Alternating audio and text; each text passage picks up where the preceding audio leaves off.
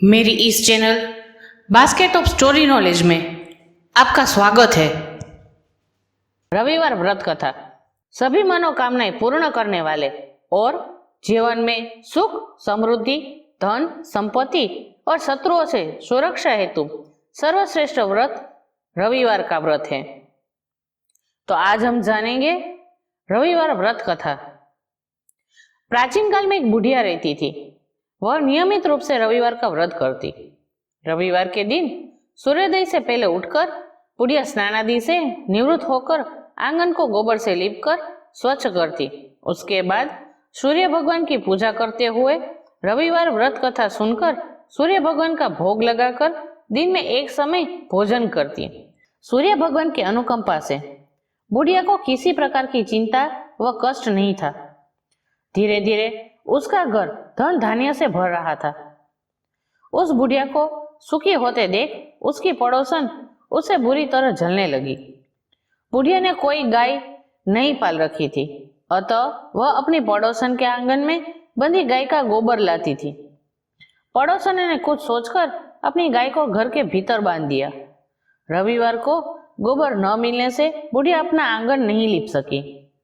आंगन न लीप पाने के कारण उस बुढ़िया ने सूर्य भगवान को भोग नहीं लगाया और उस दिन स्वयं भी भोजन नहीं किया। सूर्यास्त होने पर बुढ़िया भूखी प्यासी सो गई। रात्रि में सूर्य भगवान ने उसे स्वप्न में दर्शन दिए और व्रत न करने तथा उन्हें भोग न लगाने का कारण पूछा। बुढ़िया ने बहुत ही करुण स्वर में पड़ोसन के द्वारा घर के अंदर गाय बांधने और गोबर न मिल पाने की बात कही। सूर्य भगवान ने अपने अनन्य भक्त बुढ़िया की परेशानी का कारण जानकर उसके सब दुख दूर करते हुए कहा, हे माता, तुम प्रत्येक रविवार को मेरी पूजा और व्रत करती हो। मैं तुमसे अति प्रसन्न हूँ और तुम्हें ऐसी गाय प्रदान करता हूँ जो तुम्हारे घर आंगन को धन धान्य से भर देगी। तुम्हारी सभी मनोकामनाएं पूरी होगी। रविवार का व्रत करने वालों की मैं सभी इच्छाएं पूरी करता हूँ।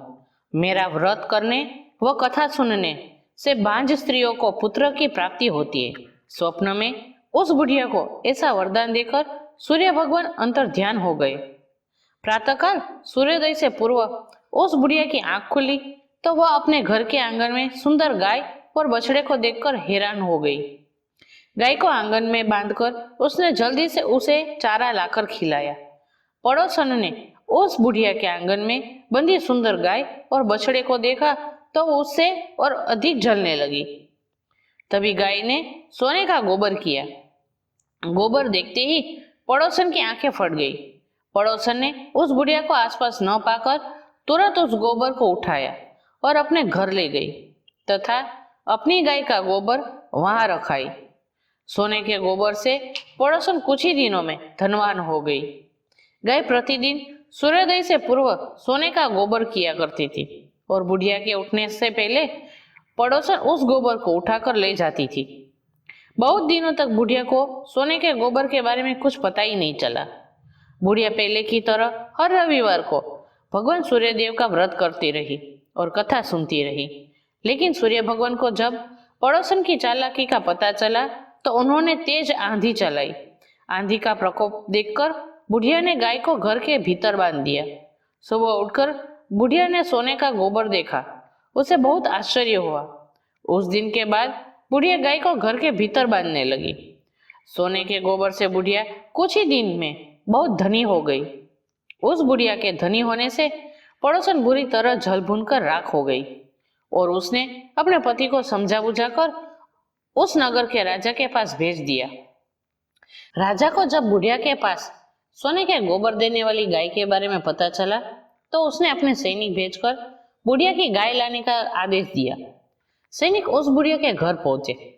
उस समय बुढ़िया सूर्य भगवान को भोग लगाकर स्वयं भोजन ग्रहण करने वाली थी। राजा के सैनिकों ने गाय और बछड़े को खोला और अपने साथ महल की ओर ले चले।